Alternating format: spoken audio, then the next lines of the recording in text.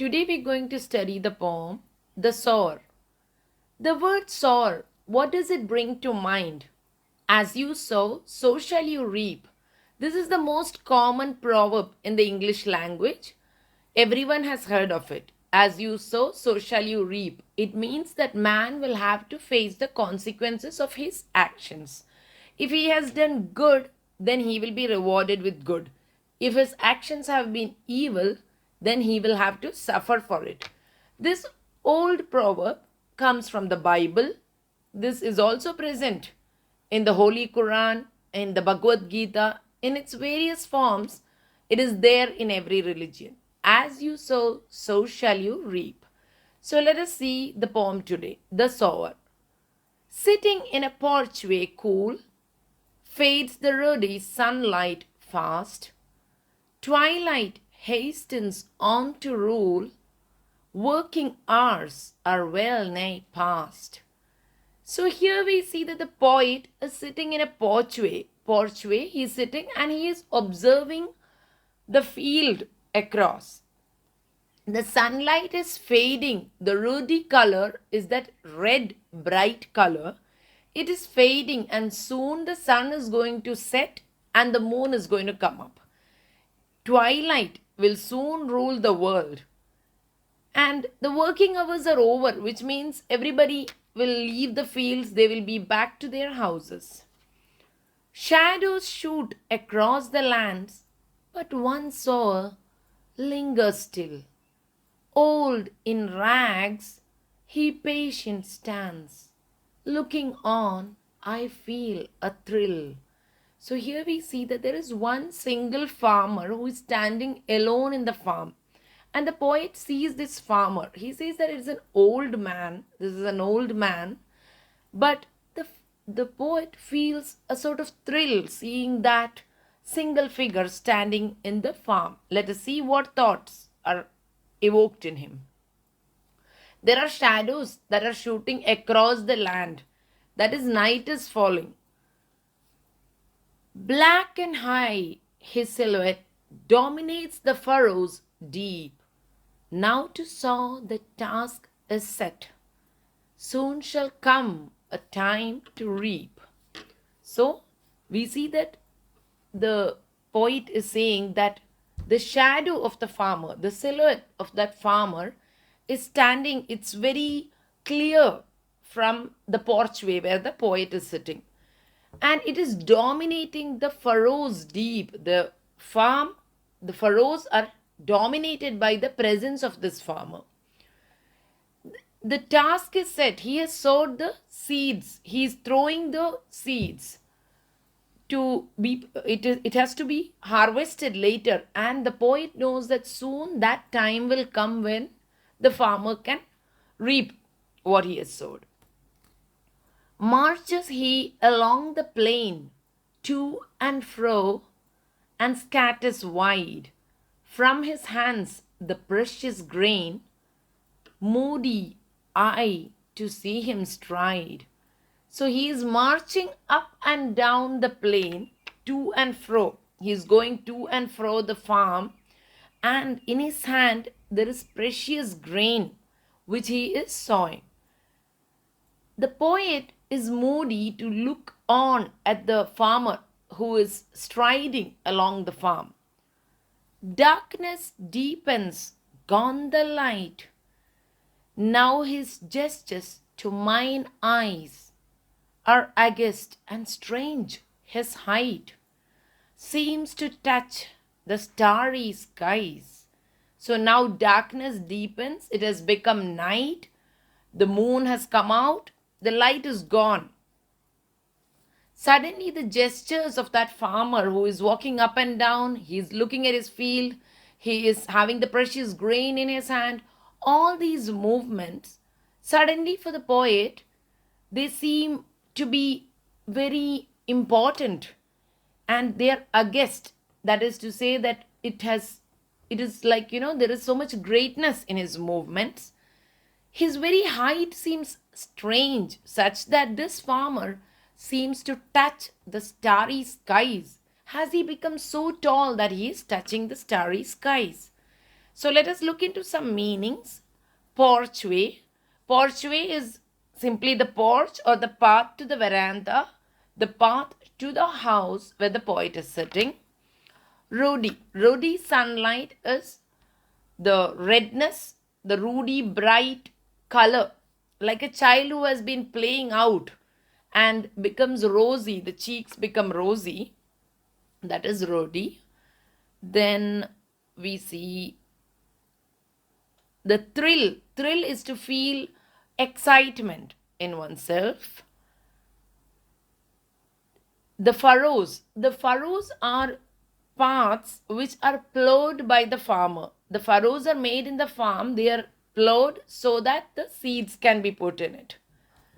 Then, precious grain. Why is the grain precious? Precious is usually a term used to maybe describe rubies or pearls or diamonds. But here the grain is very precious because it is this grain that feeds everyone all over the world. All over the world, people are dependent on farmers for their work. And thus the grain becomes very precious because it gives life.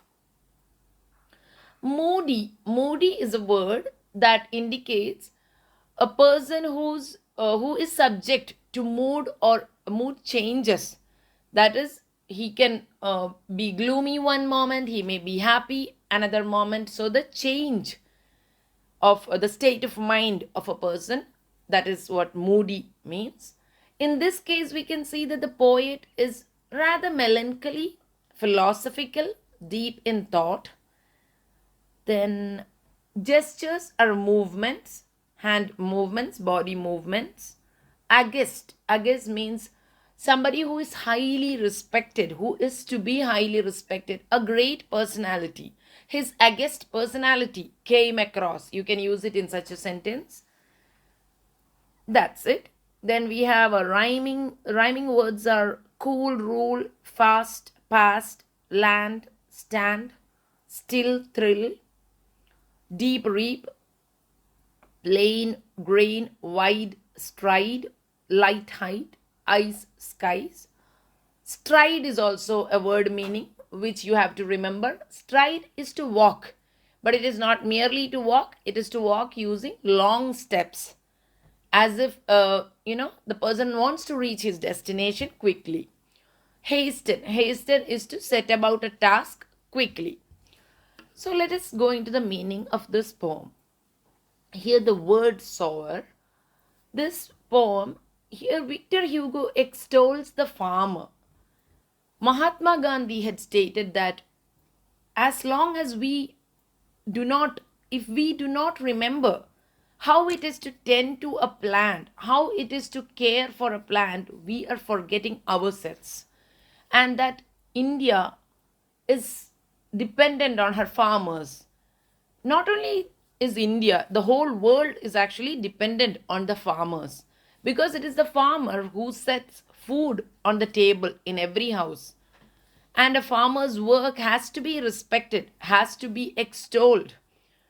We see that Thomas Jefferson said that if any nation where a farmer is rich, the nation is rich.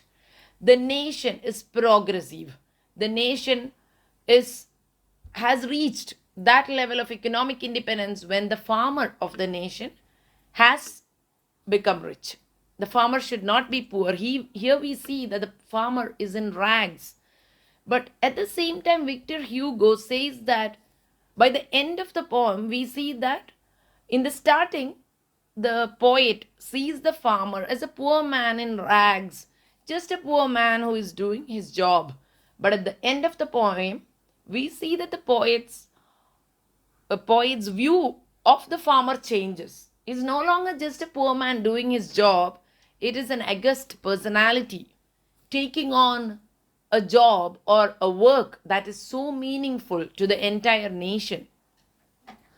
His very height seems to touch the starry skies.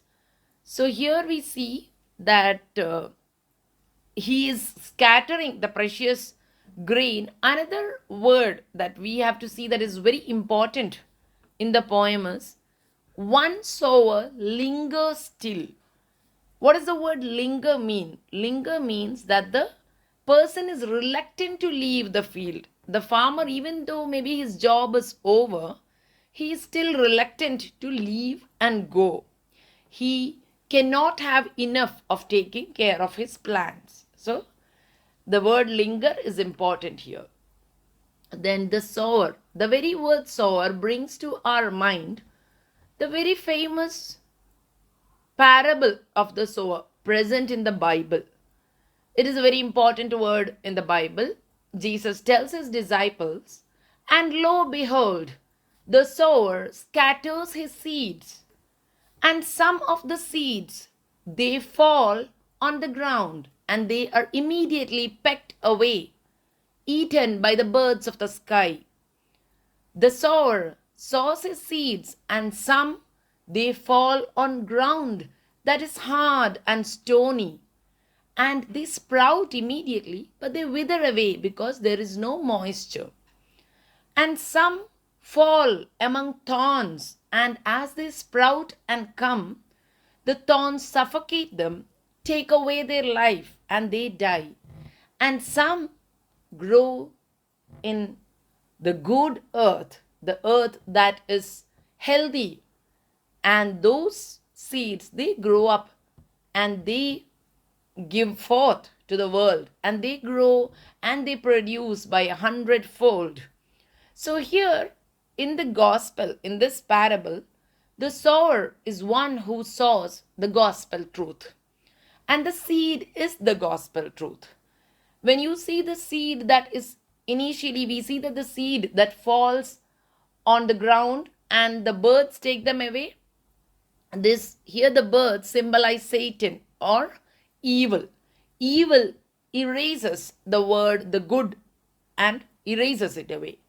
When the seed falls on stony ground where there is no moisture, that is to say, it reaches the people who just take it in, but they don't take the entire meaning, such that when their circumstances change, they forget the gospel truth. They leave behind God's ways and truth, and they follow their own reckless path. Thirdly, we see that the seed, the gospel truth, falls among thorns, that is, among people who have other temptations, people who are tempted to worldly ways, to greed, to all sorts of vices. They too forget the gospel truth, and slowly the gospel truth dies in them also. So, and some who, when circumstances change, their belief changes, they forget their faith. But then there are those who, in the face of everything, believe in the gospel truth and also spread the message to the world around them. And that is the last part of people. That is the soil that is good, the seed that falls on the soil that is good. So the parable of the sower is also brought to mind by this poem. But here mainly we see that the poet extols the farmer who is working for all mankind. This poem is written by Victor Hugo.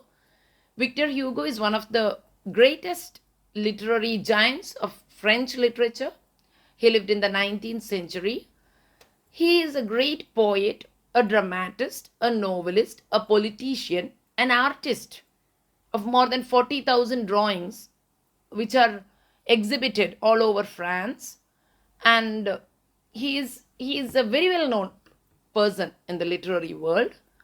His greatest work, Les Miserables, is known all over the world, and Jean Valjean, the character he created, is a force of good, of goodness. So in all of his works, godliness is present. Even in the farmer who touches the starry skies, in his work, godliness is present. Vincent van Gogh, the great artist, ascribed to Victor Hugo the saying that religions pass away, but God remains. And Vincent van Gogh said that if this saying was apt to a man, it would be to Victor Hugo, because all his works extol godliness. And in the farmer, we see godliness here. In my mother tongue, your own native tongue also, you will have various lessons that extol farming. And in Malayalam, we have Tagari Shivashankaran Pilla's The Farmer, in which we see Keshavan Nair, the farmer, who actually loses his paddy fields, he loses his farms, and this protagonist goes every day as if he still owns the farm, as if he still has a right, but he goes there to look after his plants and he looks at them fondly with love. And when he sees that one plant is yellowing, he immediately rushes to the new owner, the person who is now tending to the plants, and he tells that person, please come and tend to your plants. So this is a farmer's love. That is what Victor Hugo is also showing. He lingers on. This is to show that he is reluctant to leave his plants. It is with so much love and care that the farmer is planting the seed, so that the harvest will not be for him alone. The farmer faces so much difficulty. Even today in modern life, we see how the farmer suffers from floods, from lack of rain, from all sorts of chemical and environmental problems. And he will not get all the harvest.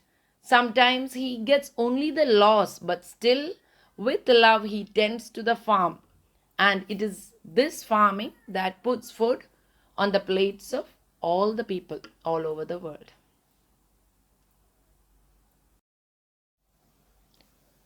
The Sower by Victor Hugo. Sitting in a porchway cool, fades the ruddy sunlight fast. Twilight hastens on to rule, working hours are well nigh past. Shadows shoot across the lands, but one sower lingers still. Old in rags he patient stands. Looking on, I feel a thrill.